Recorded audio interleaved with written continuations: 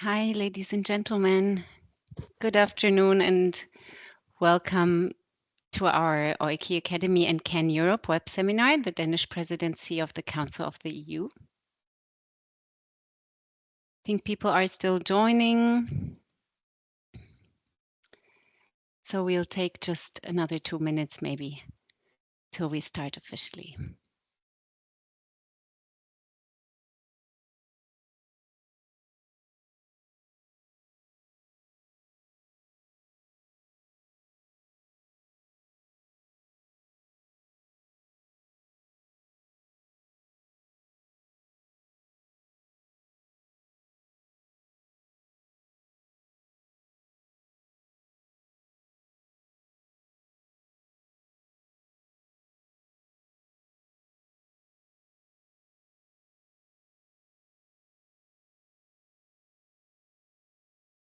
Maybe while some people are still joining, I'd like to begin just with a brief introduction before we dive into today's important topic.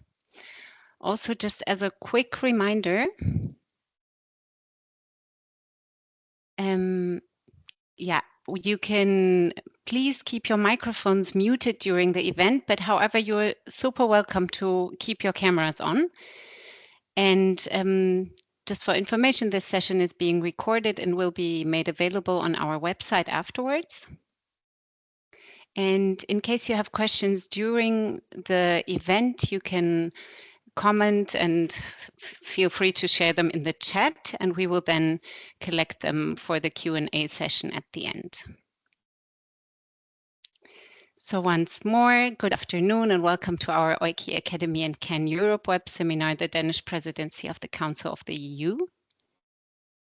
My name is Julia von Fiebern, EUKI Academy Coordinator, and it's my pleasure to welcome you to this important discussion on the Danish the Council of the EU today. The European Climate Initiative, EUKI, is a funding instrument of the German Federal Ministry for the Environment, Climate Action, Nuclear Safety and Consumer Protection to strengthen cooperation within the EU and for advancing climate policy. And we are really glad that today we can welcome you to the third part in our series on the European Council presidencies. And thank you to our colleagues from Can Europe for continuing to cooperate with us on these events, and to you for the high interest that we have been seeing throughout the series. So from 1st of July, so actually next week, Denmark will assume the presidency of the Council of the European Union for the next 6 months. And with a strong reputation as one of the most climate ambitious member states, Denmark will take over key responsibilities such as guiding the EU's approach to setting its 2040 climate target, supporting the European Grids package, launching the formal negotiations on the next Multiannual Financial Framework, and also representing the EU internationally at COP30 in Brazil. So we are delighted to be joined by distinguished speakers who will share their insights and expertise, helping us to understand the opportunities and in advancing energy and climate policies during the upcoming Danish presidency. And we look forward to a rich discussion with you. And I will now hand over to Chiara Martinelli, Director of Can Europe, who will share a few welcoming remarks as well. Thank you, and over to you, Chiara. Thank you so much, Julia. Also from Climate Action Network Europe, Can Europe, a warm welcome to everyone. A couple of words just to explain a little bit why we do it and why it's very interesting and important for us to engage in this kind of conversation and dialogue.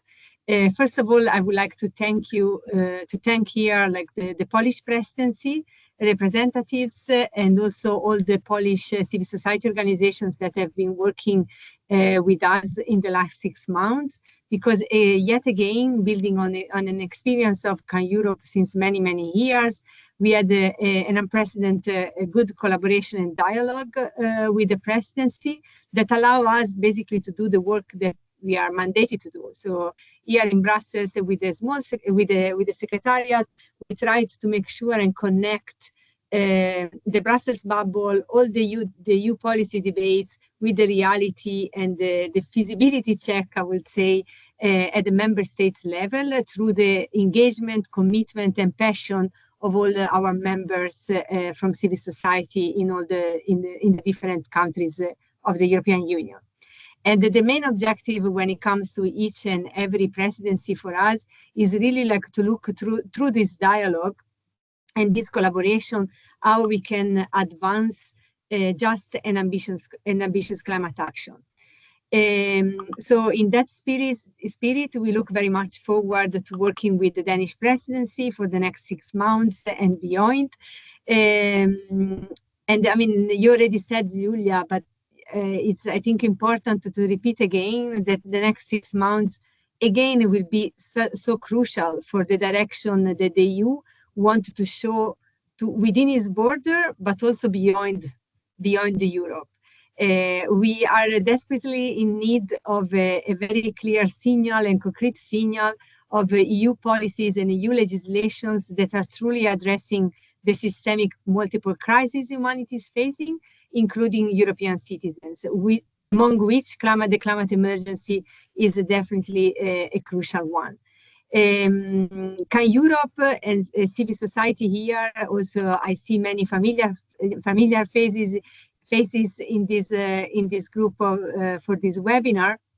Is here to commit again, to collaborate, to join forces, and to ensure that we don't lose our compass, that we don't lose the focus to keep EU policies rooted in the funding principles of the European project, such as peace and democracy, that are so much a threat in the environment, in the political environment today, as well as rooted in the ambition of the European Green Deal, because we all are aware we come out of an unprecedented EU cycle with an unprecedented set of energy and climate legislations that put the European Union on a clearer path towards climate neutrality. So now it's definitely the time to accelerate that path, to look at how to improve that path and all the tools and the opportunities that we will have in our radar in the next 6 months, but also to make sure that we commit to counter any worrying trends that we see today in terms of deregulation or lowering the bar of ambition, and ensure the role of EU legislations that I think many of us here can witness how EU legislations have been fundamental in the last years, also at the member states level, to ensure a higher bar for environmental and social conditionalities that are so much needed to make sure that the transition is moving forward. So Julia already mentioned a couple of milestones on our side.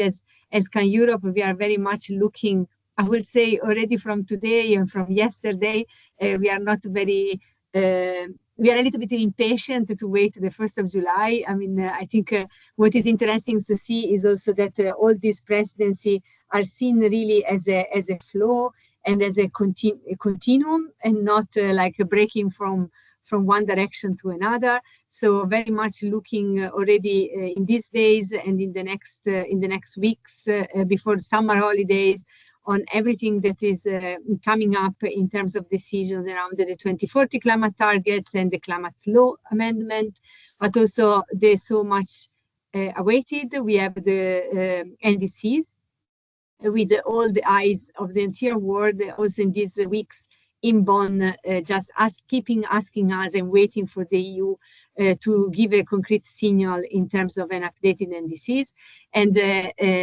as well the upcoming European Commission proposal on the MFF.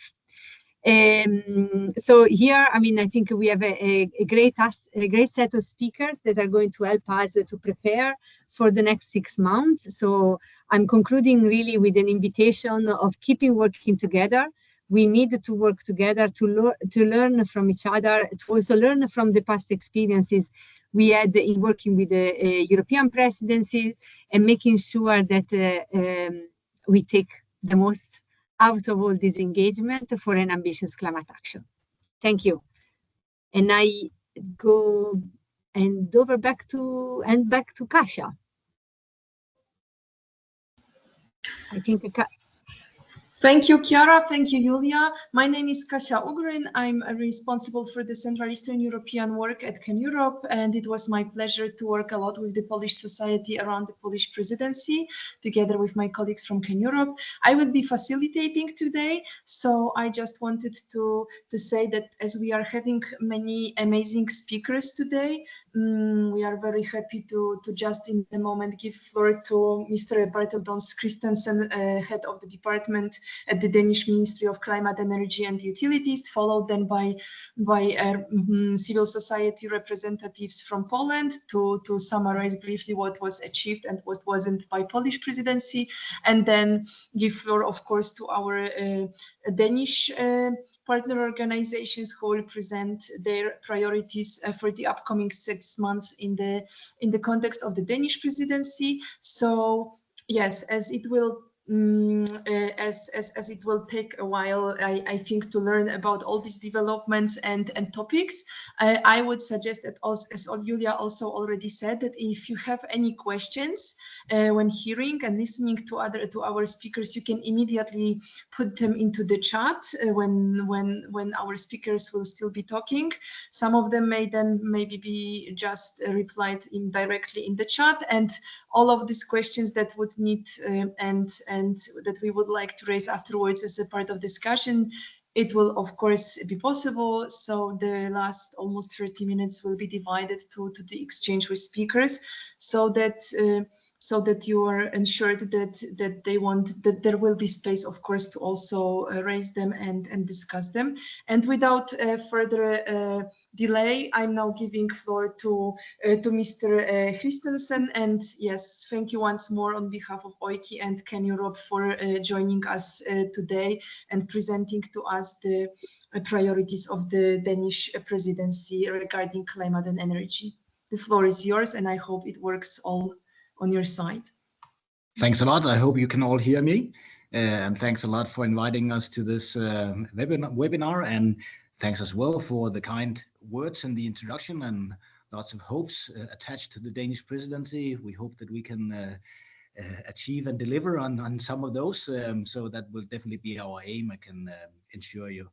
Myself, I'm EU head of department in the Ministry of Energy and Climate here in Copenhagen, and we cover both energy and climate. So I will touch a bit upon both of those fields on our presidency priorities. And at my side, I have Mr. Asser Berling, and he's head of our COP negotiations and international relations. So we are colleagues here, but we saw at the agenda. So as topics are also very prone on your agenda. So in the end, he will just give a few words as well on the COP agenda. So first of all, the main and biggest topic for our presidency, also including according to our minister, will be the negotiations on climate target for 2040 and the NDC, the EU NDC, which we plan to derive from our 2040 target, which we hope to be able to find agreement upon within the Council in September, whereas since the Danish presidency will be calling for an extra ENVI Environment Council meeting only with this topic on the agenda. So that's just to give you a flavor of how important it is to us. So we have 4 ordinary energy and climate meetings, and we will then call for an extra just for trying to solve this topic in due time, I should say, before COP30. Some would say that we are a little bit late, but I would blame others, since the proposal from the Commission is not even there yet. So it will be, it's expected to be on the table next week on the 2nd of July. So it would not be possible to make any preparations before. So even though we have 2.5 months before 18th of September, after receiving the proposal, we will also face a holiday in Europe for 1 month. So in reality, we have very tight schedule, and we will do the best we can to solve this. It will take a huge effort from all member states to meet the ends, but there may be prospects or probability to solve this, since we are also in a framework where qualified majority will be the rule this time. Last time around, when we set the 2030 target, it was a heads of states and governments decision, and that took very long time in that situation. But it was a unanimity decision that is of course a bit different this time around. Maybe in some senses easier, but what's more difficult is that last time around, when it was the heads of states and government who took the decisions, they also had the possibility of making decisions into other fields, areas than environmental and climate businesses, as is the responsibility for my minister. So if some countries ask for something which is beyond what is within the power of energy and climate, or at least the climate ministers, then it's an advantage to have this decision taken by the heads of states and governments. But so it's just to give you a little insight in the dynamics of the negotiations. But this will be QME, and that will be then 18th of September, making us hopefully able to have an NDC ready to hand into the synthesis report, and then be part of the COP30 negotiations, which as I will come back to later. So that's one big topic. Another big topic for us will be to also prepare COP30 with the EU Council conclusions. It's a process which we face every year, and usually there will be decision on this at the October ENVI Council, and that's also the plan for the Danish presidency this year. So those are the two main climate topics for us. Then in addition, we may face other topics like, for example, CO2 standards for light vehicles. There may be corporation or cooperative fleets, cars, at least, and we may also face linking of ETS from Switzerland and the UK as well, if that's that advanced due to the latest common understanding between Keir Starmer and Ursula von der Leyen in London in May. So that's the climate field. I will now turn to the energy agenda, and there the major file would be Repower EU, the phase out of Russian gas. It's a topic which is very dear to our former minister here in the House, the current Energy Commissioner, Dan Jorgensen. He proposed very ambitious phase-out plans for Russian gas with the legislative proposals in the Repower EU file. And the most difficult and heaviest one of those would be on phasing out gas contracts with including Russian gas. And that will be a main priority for negotiations in the Energy Council starting in October. May be finished not earlier than the October Energy Council, but that's it depends on how quick member states are willing to move forward. Then we have as well a major work to be done within the interconnection area, or the grids package, the so-called grids package, which is a part of making EU more competitive, in the sense that if we have an internal market well functioning in the energy field, we will also have better possibilities of both lowering energy prices and as well also helping the climate, in the sense of we expect that there will be a greener energy system if it's better connected across countries in Europe. So that package will both include something on permitting, speeding up permitting for grids, and it will also include something on sharing costs among member states. Often when we have cross-border projects, it's difficult to find the right financing, since it's the balance between two member states is not of the financing is not enough for the total funding need to be met. Often there would be a need from third parties as well. That may be EU funding, but it could be third countries as well. And the Commission is trying to address this topic. And we are really welcoming this, since we have already huge experience with offshore projects and interconnectors from the Danish side in the North Sea area, but also in the Baltic Sea area. So that's a clear priority.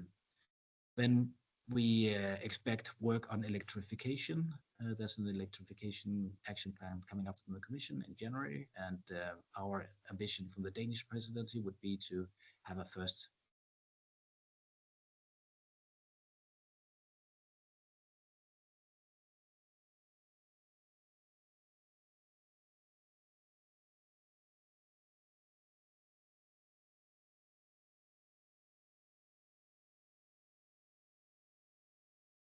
Commission will be coordinating and leading the European Union in our negotiations at COP. Bertel also mentioned the Council conclusions.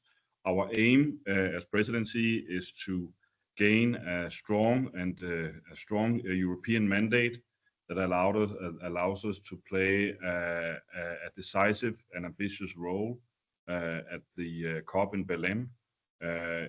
In order to keep the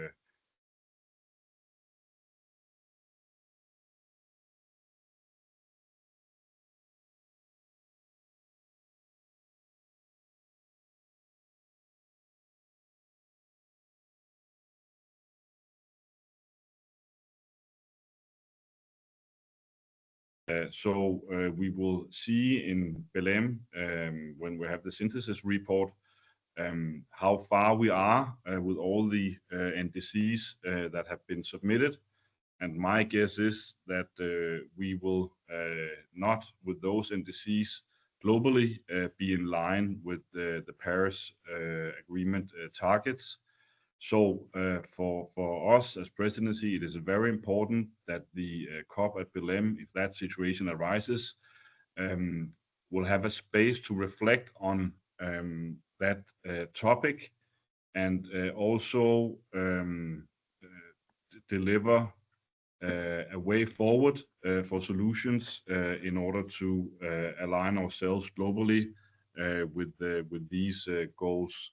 And that is a big task under the current circumstances, but I think that this is definitely a main priority of ours. I think I'll leave it at that. Thank you. Thanks a lot. Thank you very much. It was very comprehensive. I already saw some questions in the chat, but as said, we will put them for afterwards, unless you would like to reply immediately in the chat box. That's also an option. And I'm now giving immediately a floor to Wojciech Szymanski from the Polish Institute for Sustainable Development to just very briefly tell us what was achieved and what wasn't under the Polish presidency, which is still having their days until the end of June. And yes, that's a lot of things have been already been said in terms of what the Danish presidency will take over, but maybe there are some still elements that we would like to raise and ask for the discussion afterwards, whether they will be uptaken by the government of Denmark or not. So Wojtek, the floor is yours. Thank you. First of all, thank you for inviting me to this meeting.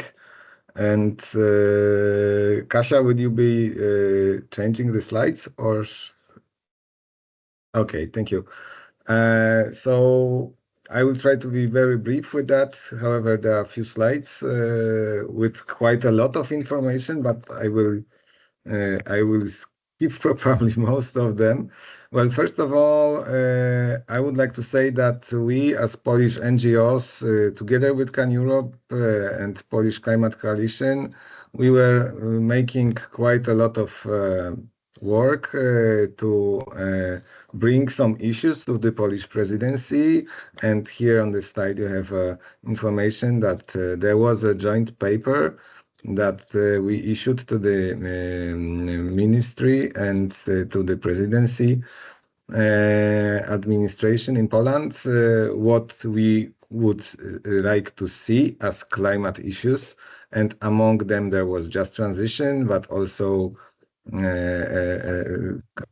of the topics that is very positively evaluated, at least in Poland, but also the issues of the multi-annual financial framework, where we would like to see more funds linked to energy and climate, and also the issue of the social climate fund and the plans of for its spending.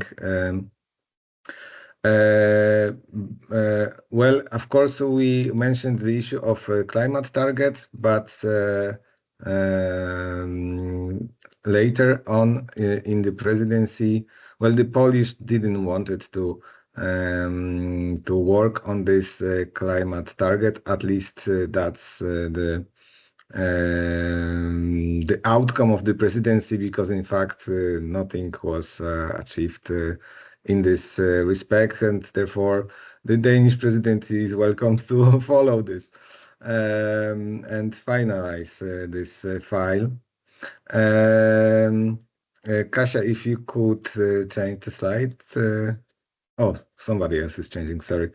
Also the presidency was giving quite a lot of, let's say,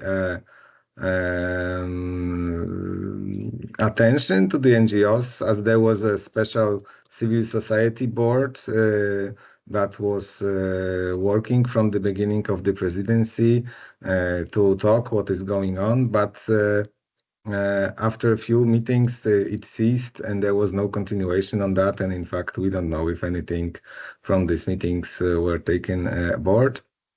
There were also various events where NGOs and other civil society organizations were invited, but we also don't really know what was the real impact of these meetings. Next slide, please. After all of that talks and our joint statement, anyway, the presidency, well, the administration decided that the security should be the main issue of Polish presidency, and among this big topic of security, energy security should have its place. And here you have the main wording. And one of this is, of course, the termination of Russian fossil fuel import to the European Union. Next slide, please. And after this 5.5 and a little bit more months, it looks like concerning this energy security was of course very fruitful to the Polish presidency, because a lot of things could have been discussed, but a proposal of Polish presidency to achieve a consensus on that issue was not successful. This is the draft council conclusions, when we see a lot of things put on the table concerning the climate and opting out of Russian fossil fuels, for example, and speeding up the clean energy transition. But at the end, and please, next slide, please. And at the end, these proposed conclusions were not accepted, but by all the members of the Energy Council. There was a veto of Slovakia and Hungary, and therefore these are the presidency conclusions, which is a little bit weaker than the conclusions of the whole Energy Council. Based on these conclusions, of course, here is the Denmark job to follow what have been said. And we as NGOs consider that the main issues that were mentioned at the beginning of the presidency by Polish administration were not achieved. However, there are voices as well that these conclusions are anyway quite a big achievement. Well, a lot of countries agreed that energy security is one of the big important topics, and especially ending the dependency of fossil fuels from Russia. Please, next slide.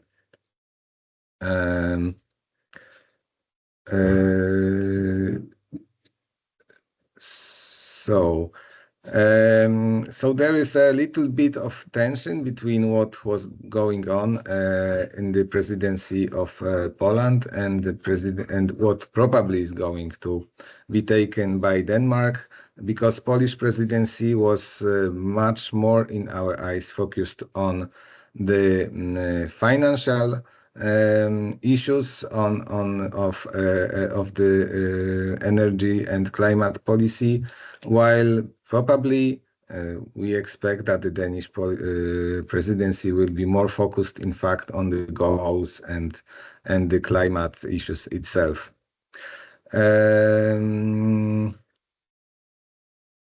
Okay, I think the next slide now. Out of three big topics that were taken aboard by Polish presidency, or should have been taken aboard by Polish presidency, which one of them is the climate goal to 2040. The second one is disinformation about climate policy, and the third one is the ETS tool. We consider that nothing out of these three topics have been finalized, in fact, by the presidency. And this is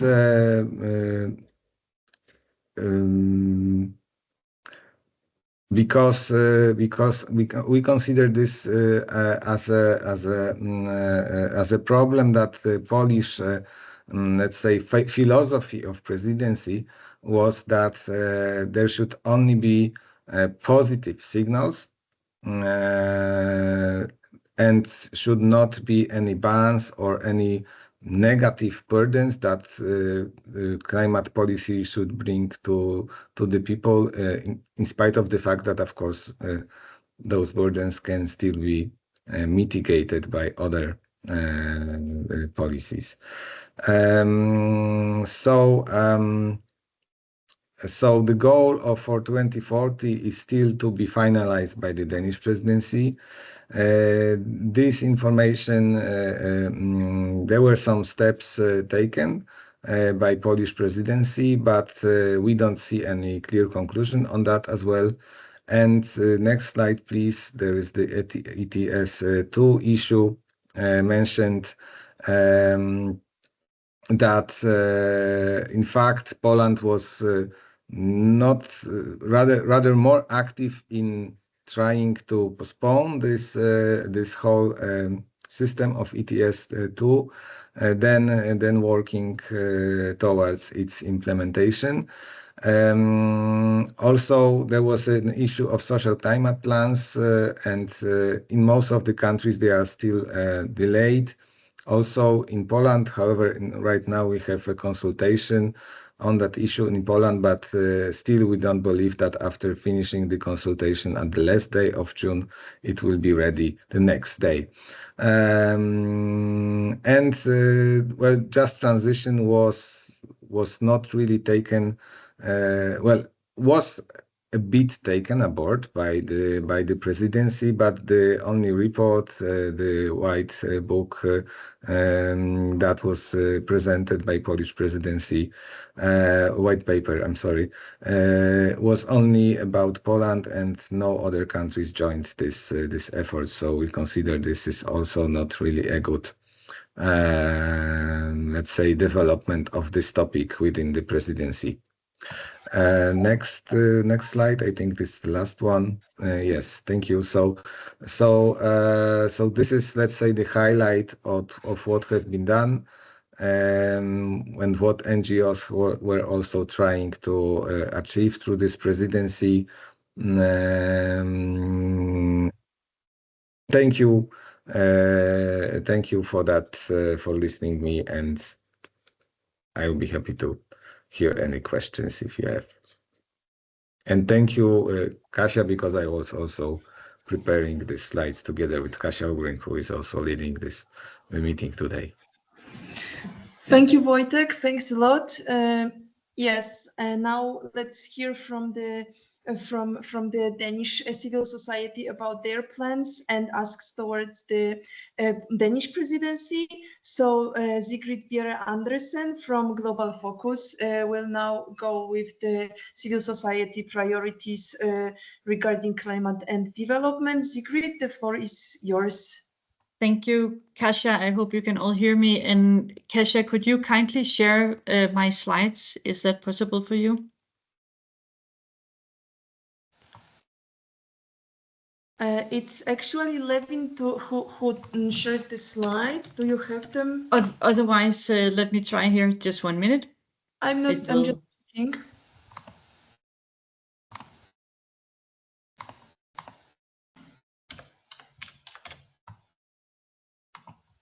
Great.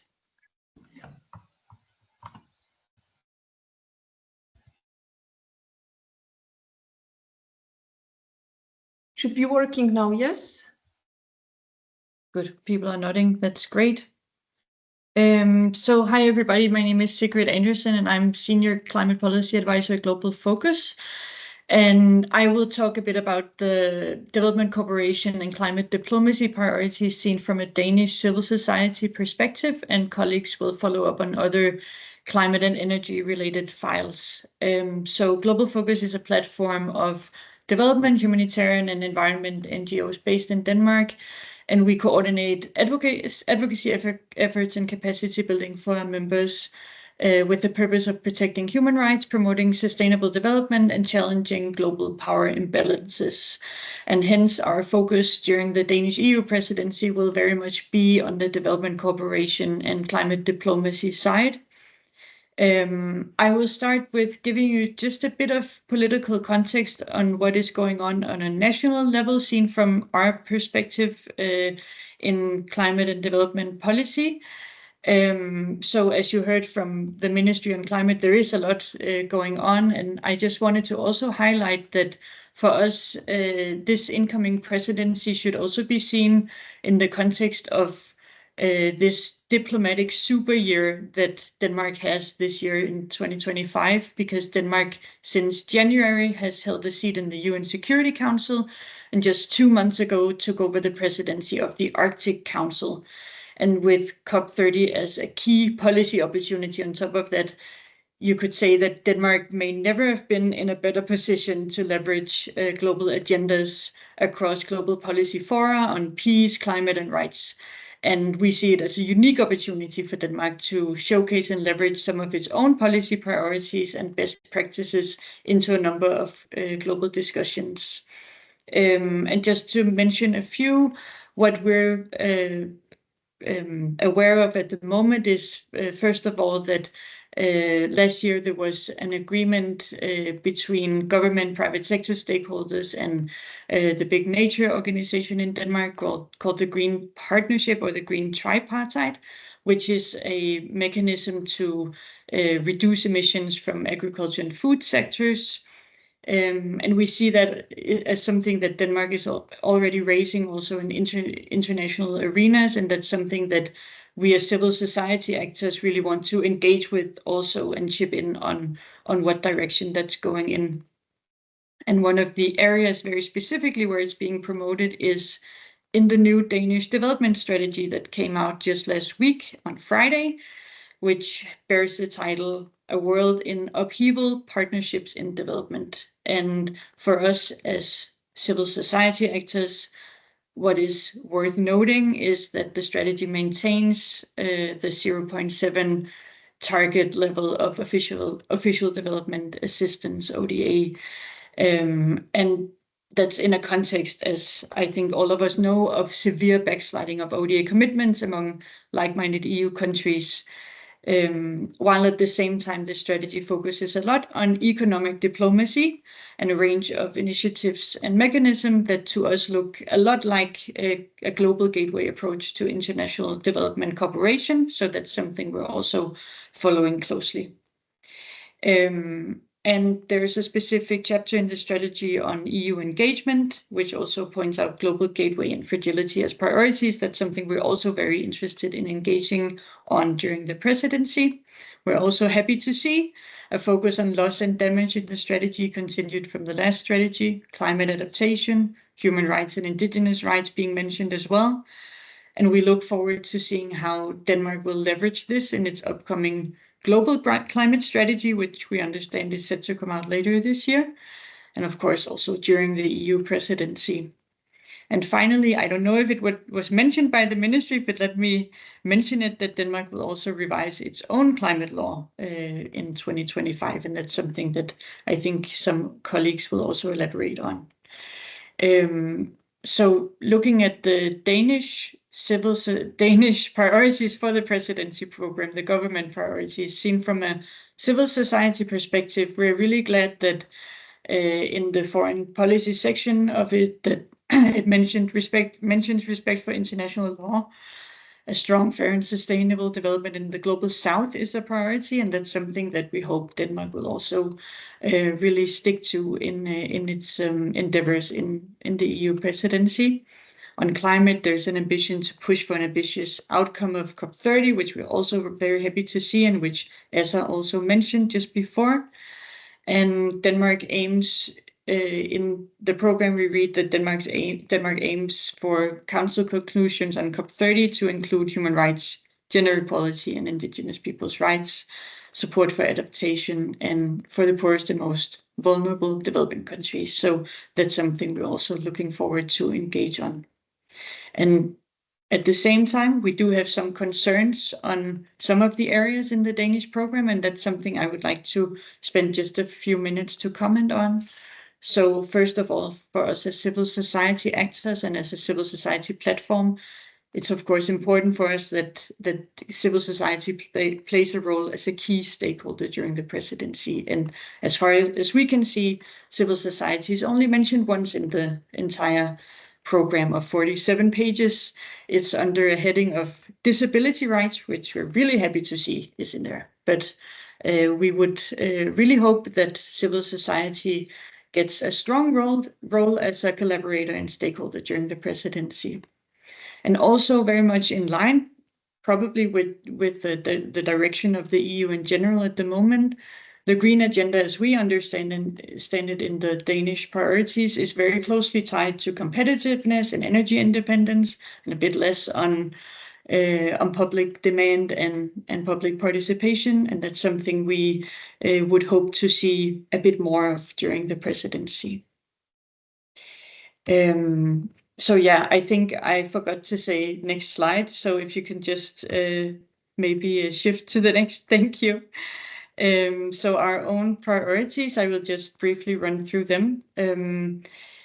We have focus areas both on overall development priorities or foreign external action priorities, and on climate more specifically, global climate. And throughout those priorities, it's important for us to say that we hope that Denmark will be pushing for a more democratic and more whole of society approach, both to its work on civic space, development cooperation, and global climate action. And we think that Denmark has an important role and a strong platform to keep the EU on track at the moment, both in terms of climate targets and pushing human rights and democracy values globally,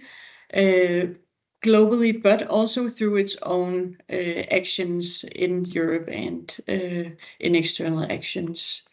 And we see this as a really important strategic stronghold right now in the protection of global security. So that's something that we hope to engage in constructive dialogue on.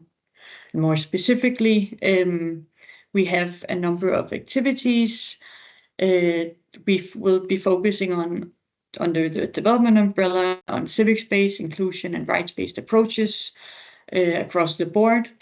In the MFF process, we will work for an ambitious framework, specifically on the section on global Europe and the ambitious implementation of the outcome of the Financing for Development conference that's coming up in a few days. And we also have as a target to make sure that the EU's international partnerships continue to focus on poverty eradication and support to LDCs. More specifically, in civil society, we will be developing a number of policy briefs in the sort of heading of a project called The Future of Finance, focusing on alternatives to ODA seen from a civil society perspective. And we have a key moment, which is a roundtable on nexus and fragility measures on October 30th, which we carry out in collaboration with the Voice platform. So next slide. And thank you. The climate priorities, or the international climate priorities, developed together with the other Danish NGO platform, the 92 Group, which is also working on a number of files under energy and climate, and we'll hear from them in a bit. We have 3 overall thematic targets. Connecting the crisis, we hope, or the crises, we hope that Denmark will continue its strong work on SDG and climate synergies and lift it up into the global climate sphere as well, with a message that the climate crisis can't be seen in isolation. It's linked together with the biodiversity crisis and other ecological crises, but also with the financing crisis and the human rights crisis globally. So that's something that we look forward to engaging on. Filling the finance gap has a lot to do with the project I mentioned before on the future of finance. And finally, we have a flagship project on climate democracy, which also in other arenas goes under the heading of environment democracy. We have specifically a report coming out on the Aarhus Convention on Environment Democracy, launched early fall, and which we hope to also engage in capacity building together with other European civil society organizations. And then we have a conference, a climate democracy conference on the 4th of September in Copenhagen. It's a multi-stakeholder conference, and we're carrying it out in collaboration with CAN Europe and other collaborators. And the focus on the conference will be how Denmark and other EU member states can contribute to this to strengthen the foundation, framework, and the future of climate democracy, nothing less.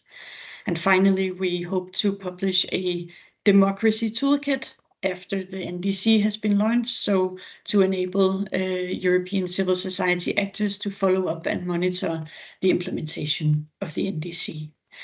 I think that was all for now, but I look forward to any questions. Thank you. Thank you very much, Sigrid. That was amazing, and we are happy also to work with you as CAN Europe further on all these events, especially around climate democracy, which is very relevant, I think, not only for Denmark and globally, but also for particular regions in Europe. Yes, as we are a little bit delayed, I'm not delaying further. If in case of any questions, please input them into the chat. We will address them afterwards, unless they can be addressed directly in a written form. And I now give floor to Romain for a short overview of what was already mentioned a lot, 2040 climate target and NDC, where we stand now and what to expect over summer and beyond. Romain, the floor is yours.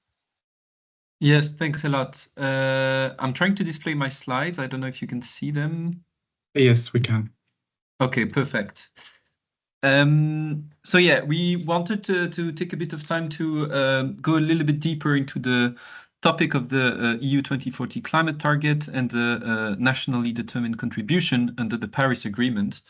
And by the way, because I forgot to do the presentation, I'm Romain and I'm also in the Can Europe Secretariat. So on the 2040 climate target, I think it's important to ask ourselves, why are we talking about this now? And so we need to look back at the EU climate law, which was adopted in 2021. And in this EU climate law, we have an objective for 2050, which is to reach climate neutrality in the EU. And we also have an objective for 2030, which is to reduce greenhouse gas emissions by 55%.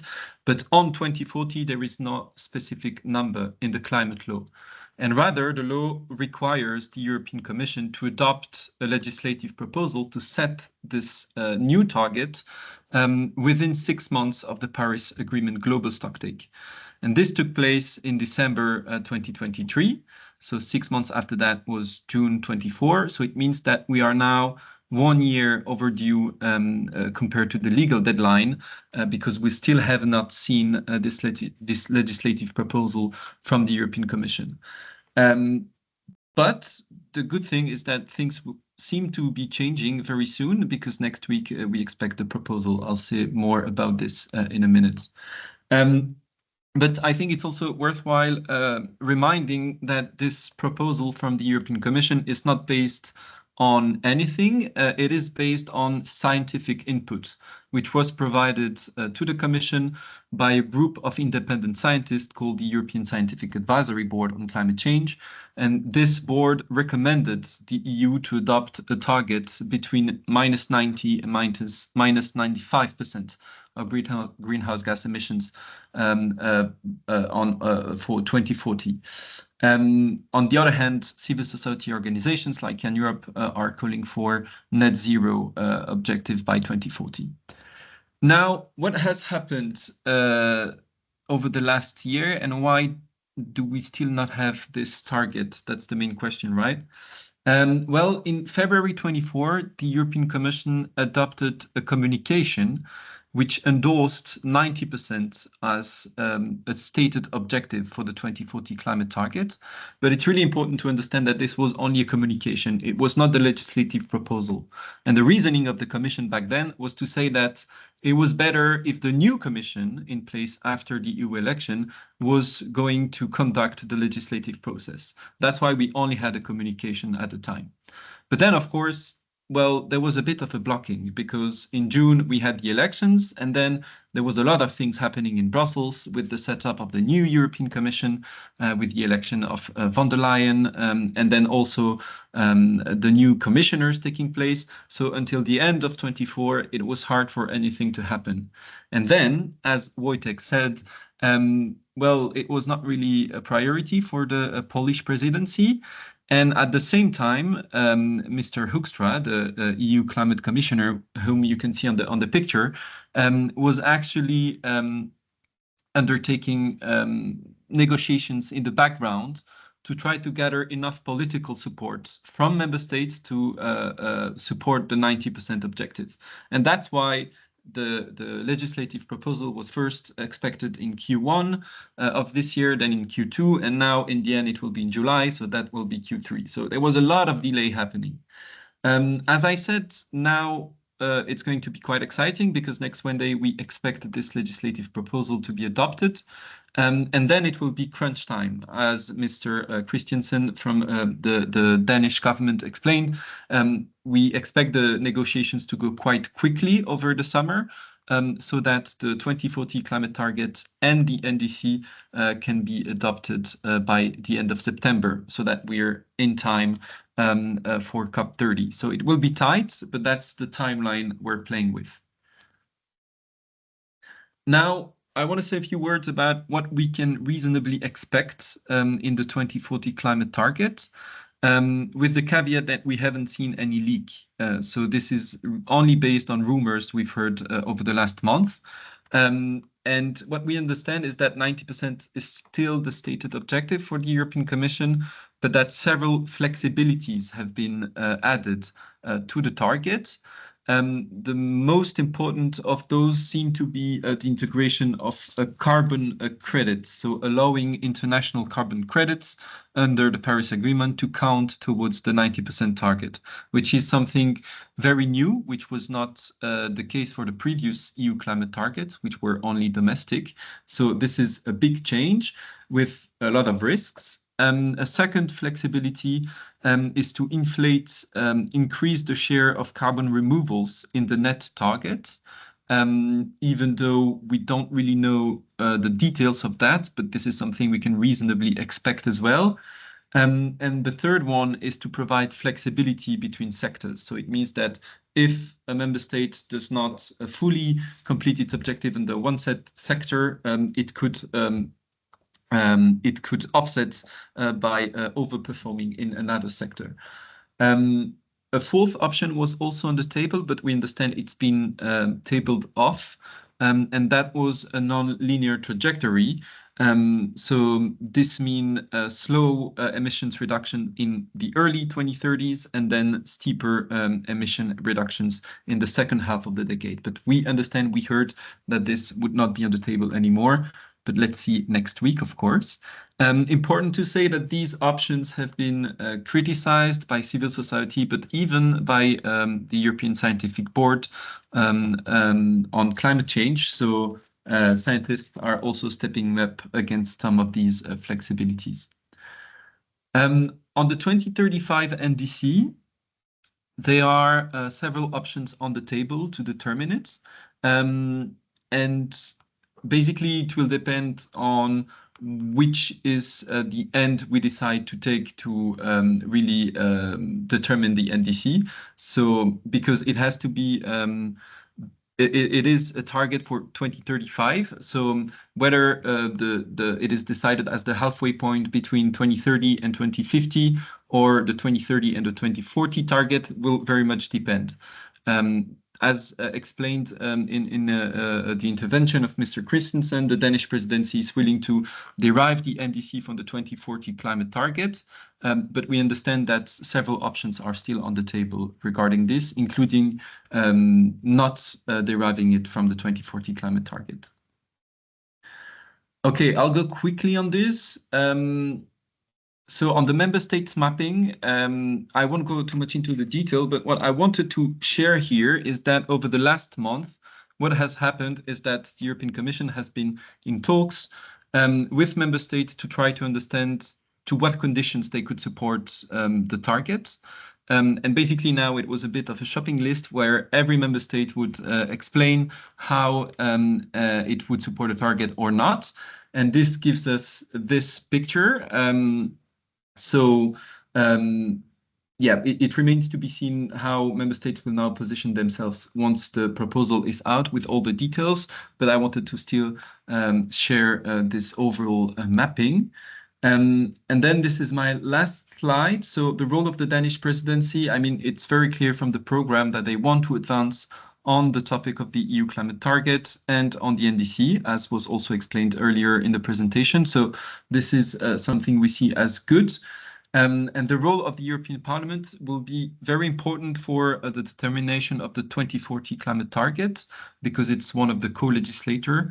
But then usually the Parliament has a lesser role to determine the NDC, where this is more determined within the European Council. All right, I understand we are quite late, so I will stop here, but happy to answer any questions after. Thanks. Thank you very much, Romain. Again, if you have any questions, please just put them into the chat. We will still address them after all our speakers have been presented their input. So I'm now giving floor to Rasmus Bjørring Larsen from Nordic Center for Sustainable Finance and Action Aid at Denmark, who will talk a little bit about the negotiations on the next multi-annual financial framework towards climate action. So Rasmus, the floor is yours. Thanks so much. I hope you hear me well, and yes, you see my slides. Yes. Great. Let me just. Yeah, perfect. Yeah. So I'm Rasmus. I'm with ActionAid Denmark in our Center for Sustainable Finance, and we kind of work on the different intersections between public and private finance and climate change. And today, I'll speak a bit about the EU budget, and first, just to set the scene, I would just mention some of the numbers that are out there in terms of the EU climate investment gap. There have, of course, been done different analysis of this, but at least one number that's referenced quite a bit is from the European Commission, which estimate that to reach the 2030 climate target, we are kind of short of close to 500 billion per year. And speaking to what was just discussed in terms of the next milestone, or well, the 2 milestones down the road, the 2040 target, that would of course widen the gap even further to close to 750 if it is indeed the 90% reduction. So we need a lot of money on the table, and we have the current EU budget, or the Multiannual Financial Framework, which runs until 2027 or end of 2027, and then we're currently in the final weeks of expecting the Commission proposal for the next budget, which will come out in 3 weeks' time, and it's of course a rather big and complicated file, but some of the main trends or expectations from the Commission proposal I've tried to outline here. So I think a big one is a simplification of the budget. So currently the budget has kind of been, well, over the years spreading and merging into various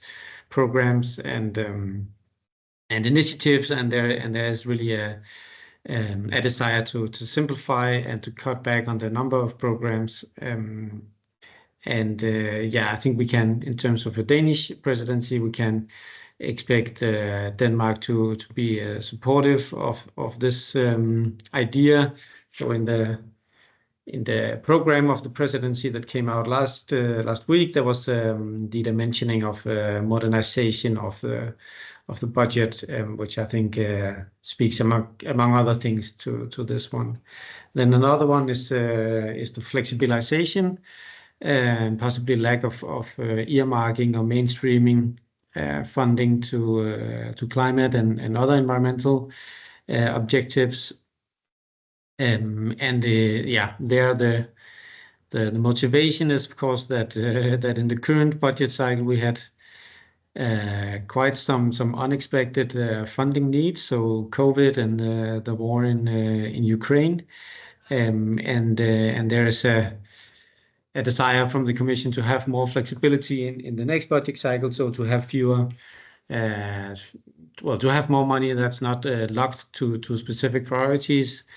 Which might be understandable, but there's of course a huge risk that we then end up not having the financing we need to close the investment gap on climate. And the numbers I showed in the beginning, that's just the climate numbers, right? So we of course also have huge funding needs for other environmental indicators that need to be moved forward. Another concern for us here is what happens to the predictability for the ability for private sector actors to read in which direction is the economy moving. So if you flexibilize the budget too much, investors and companies will not. Well, they at least will have less clarity on which technology solutions and so on can we really count on, and it will be more difficult for them to make the investments needed. And yeah, again, speaking to the numbers on the first slide, it's quite clear that the EU budget will not close this gap alone. So there's a big need, of course, also for private investors or investments. And yeah, there can be a tension there if the budget becomes too flexible. A last trend I will mention here quickly is to move away from more like passive terms of or ways of acquiring EU funding, but to make the payments or the spending more policy and performance based, so a bit of inspiration from the recovery facility. And I think we can also expect Denmark to be quite supportive of that. Okay, so jumping a bit to what can we expect from the Danish presidency in regards to the budget, or at least their priorities. So I think it's quite clear that Denmark is really keen to advance this argument of the synergies between energy security, competitiveness, and decarbonization. And I think in context of the EU budget, that's a rather positive thing, because it means that decarbonization and energy is still a priority that is not pushed off the table by the kind of laser focus that is really emerging on security. So not speaking against what Seal said before. I think there can be other areas where it's important to keep these agendas a little bit more separate, but in context of the budget, it's a strong argument. Then I think the big talk of town in terms of how Denmark approaches the budget is that there's been quite a dramatic turn away from Denmark, away from the frugal position that Denmark has had in previous negotiations, where we were quite central piece of the frugal alliance. So it's important to understand, I think, that we have not abandoned that completely, or the government has not. So there's definitely still frugal elements to the Danish position. So I think in summary, Denmark is now more supportive for spending on defense and competitiveness, but still being seen rather frugal on CAP and cohesion and so on.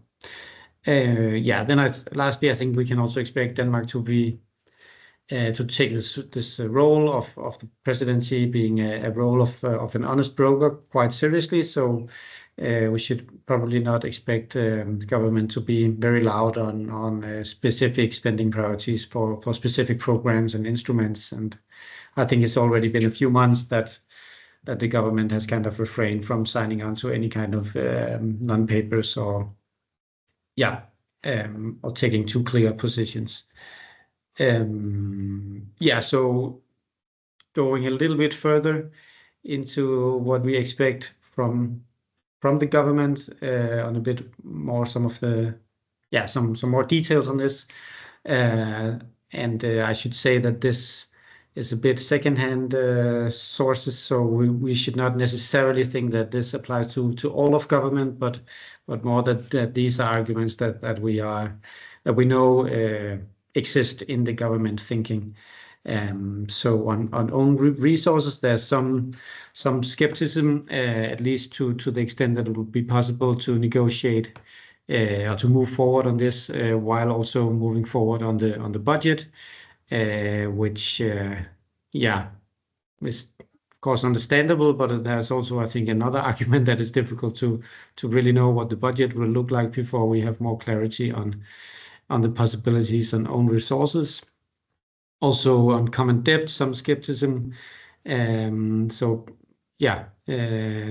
seen as a realistic and sustainable solution, again, in some parts of the administration, and also that climate action should more be driven by regulation and policies rather than funding from the budget. and there's to kind of say, so there's probably an analysis of the overall budget negotiation situation that there's a few forces meeting. So there are new spending needs, then there are limited support to cut current budget priorities. And there's also limited support to really spend a lot of more money. So clearly something has to give. And the intel we got is that the Danish thinking on this is that will be some kind of compromise where member states pay a bit more, we get a bit less spending on some of the classic priorities, and then indeed, at least to some extent, this modernization of the budget structure. Then lastly, just some of the ways that we think it's important for the presidency to keep in mind to steer the budget towards indeed ambitious climate action. So I think it's quite clear that the budget will have to grow to meet the new spending needs without sacrificing some of the climate and environmental spending, and Denmark could really play an interesting role there as this ex-frugal member state to build bridge between the two camps of member states there, and of course also a need to follow up on the work that was done by the Polish presidency on own resources. Going back again to the issue of earmarking and mainstreaming of spending for climate and biodiversity, and again, it's not only, of course, needed to ensure that we use the budget to bridge as much of the investment gap as possible, but also to enable predictability of investors and companies to really know where they can put their money. And then if that's the kind of the part of the budget that will be spent on climate priorities, then we should of course also keep in mind that there's a lot of the budget that goes to other priorities. And it's of course key that these activities don't harm climate and environment. So we should really have a horizontal implementation of the do no significant harm principle. And lastly, I think there's a potential to develop some synergies between the budget and the national energy and climate plans. And there are various advantages to this, but one of them really. One of the key advantages is again to really lay out for investors, for businesses, what will the economy look like in 10 years, and help them advance their thinking. So that's a bit what I had lined up. So I'll send it back to you. Thank you, Rasmus. Thank you very much. That was also a great piece of knowledge where we are and what to expect and what to call for.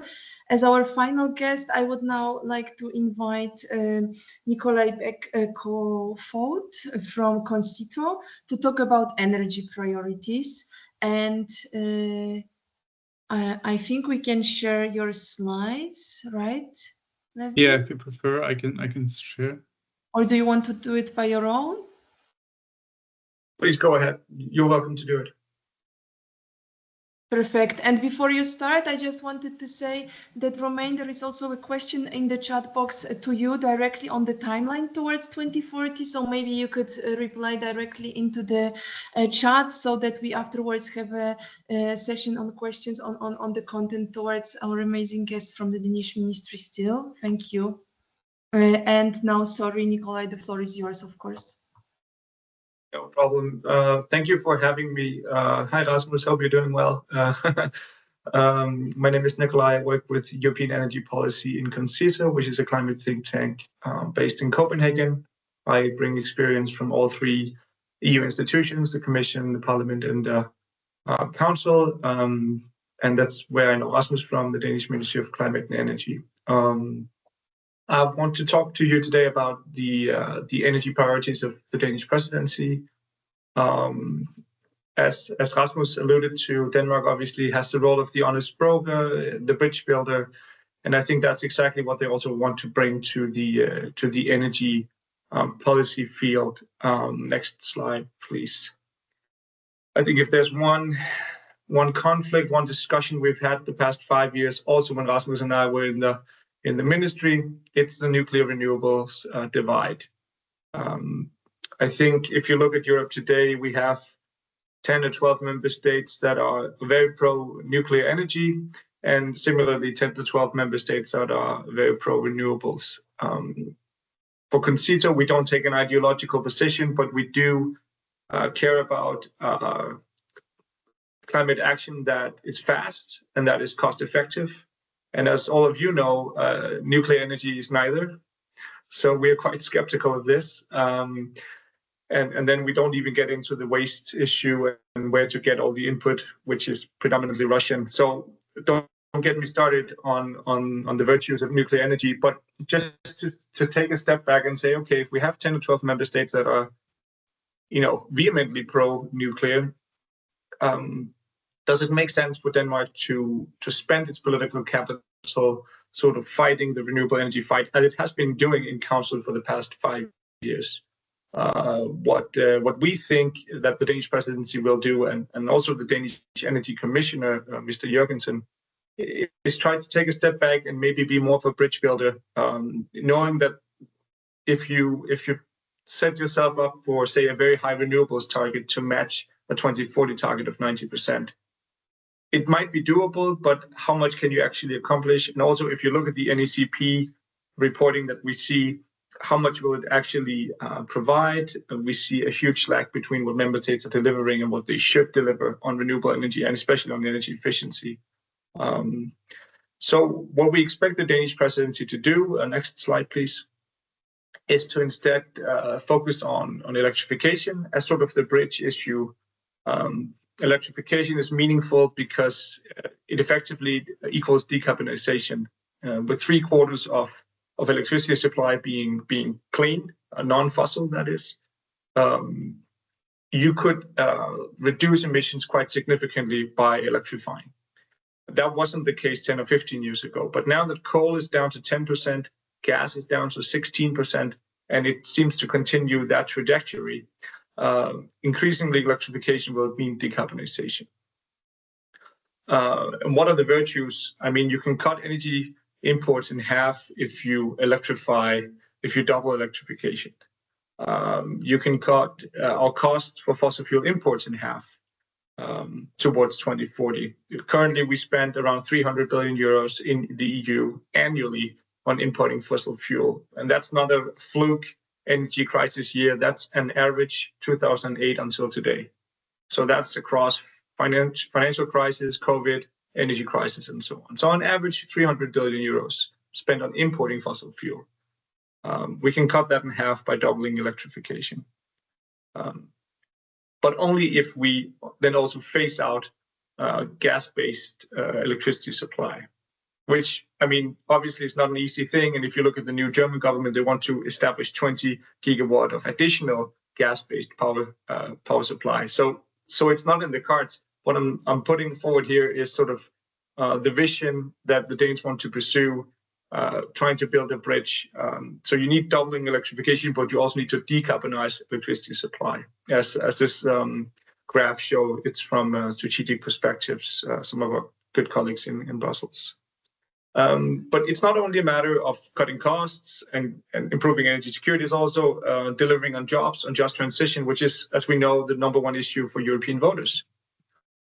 So if you look at the number of jobs created by importing oil and gas, it's very limited. If you look at the number of jobs generated by installing and servicing grids, heat pumps, renewables, insulation, and so on, it's good quality jobs that cannot be digitalized, cannot be outsourced to China or India. It delivers on just transition. And then finally, it brings investor certainty for developers of renewable energy.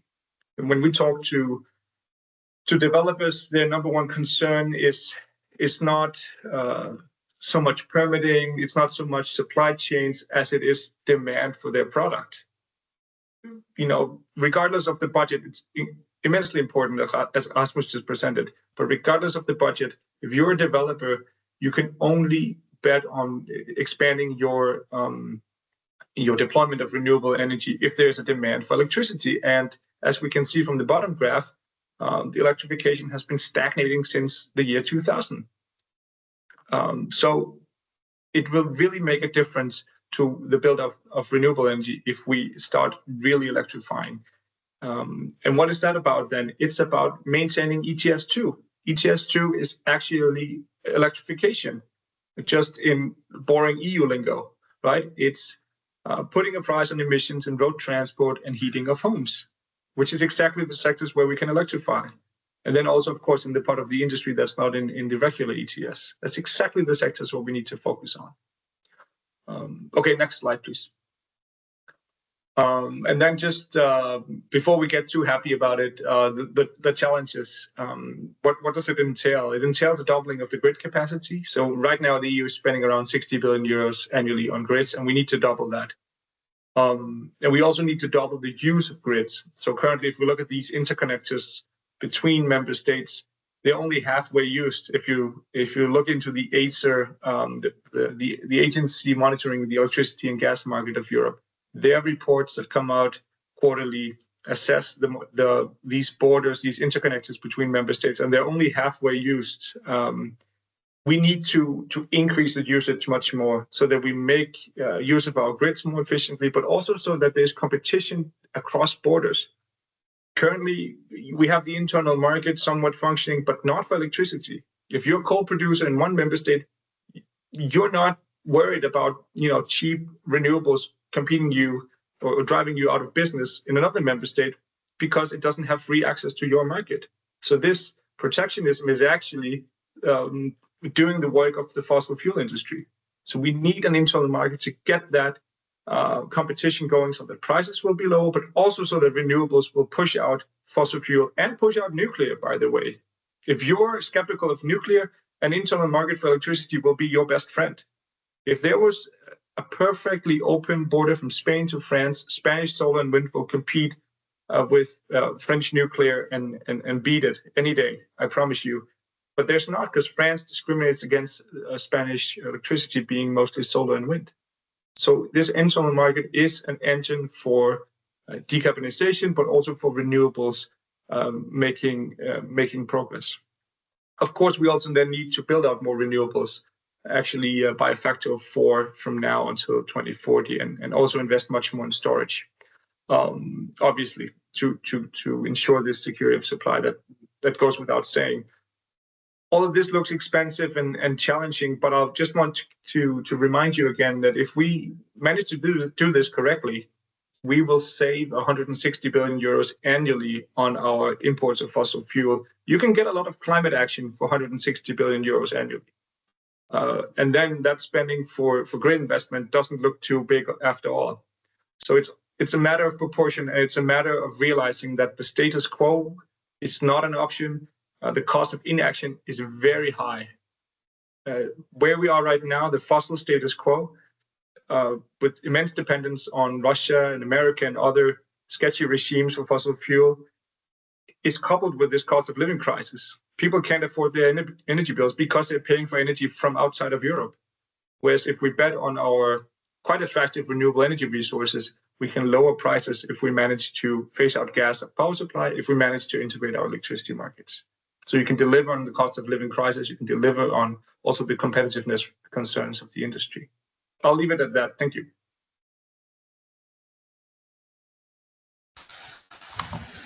Thank you very much. Thank you. It was again a lot of knowledge.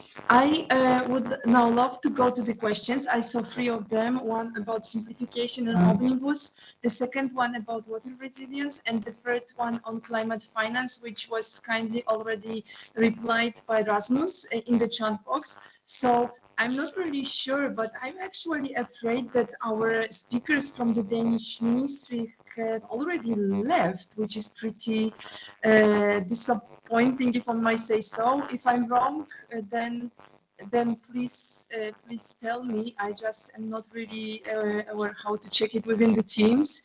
So I would suggest as follows: if any of our speakers has any intel on the issues raised in the questions on simplification, I don't know if you, Nikolai, know anything, whether the Danish presidency is going to work with a specific approach towards simplification, omnibus, etc., or any other of our speakers, then it would be great to share your intel.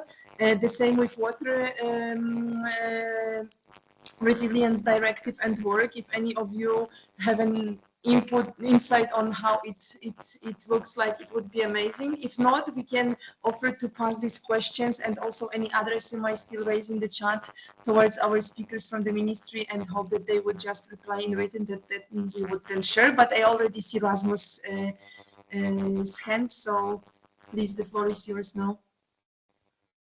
Yeah, in terms of the first omnibus package on the reporting obligations of companies and investors, I think we've seen quite a split position from the Danish government. So on the one hand, being rather ambitious or aggressive in terms of cutting back on the CSRD obligations, but then on the other hand, taking a quite good stance on protecting the CSDDD against the strong push that came there from Macron and Merz. So I think the Danish business minister has kind of seen the CSRD as an agenda that he can do some proper EU bashing and blame some EU rules and going full speed with that. But fortunately, also these some safeguarding in terms of some of the key components on the CSDDD. No, not saying that we have a perfect, or that the government has a perfect position on that, but at least some useful signaling against the signals that came from Germany and France at one point. I have a feeling maybe Nikolai can speak to an energy omnibus, how Denmark would position on that. I'm not sure. Yeah, I think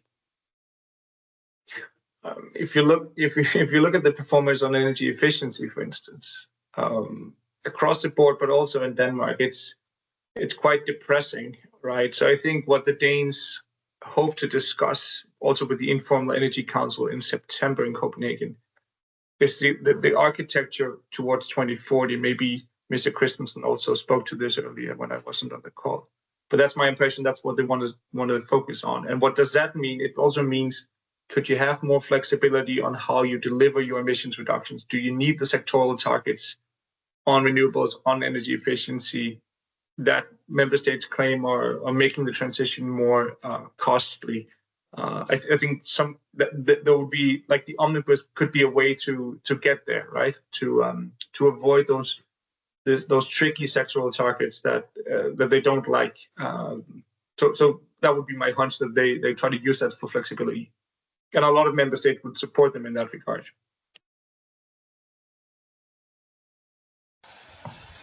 Thanks a lot. Thank you. I don't know if anybody wants still to add from our speakers on beyond. There is also a link now in the chat box to the survey on your feedback for today's session. We are still keeping the questions that were not answered, and we will share them in a written form. I don't see any further hands on questions. I don't know, Romain, if you still want to add on the process on the 2040. Your reply was pretty long, so I think it's understandable and all clear. So any final questions or inputs or interventions from anybody, speakers, but also our guests? Not really seeing. So on behalf of Can Europe and GIZ and EUKI team, if I may, I would like to thank you very much. Please go to the survey and give us our feedback. We are sorry for this, that the ministry didn't stay until the end with us, but we will do our best to still get the replies to your questions. And yes, I assume that it's a huge chances that we will meet in half a year towards Cyprus and then the other presidency. Let's see where we will be then with 2040 NDC probably over, but let's see. Thank you very much. Thank you all and our amazing speakers.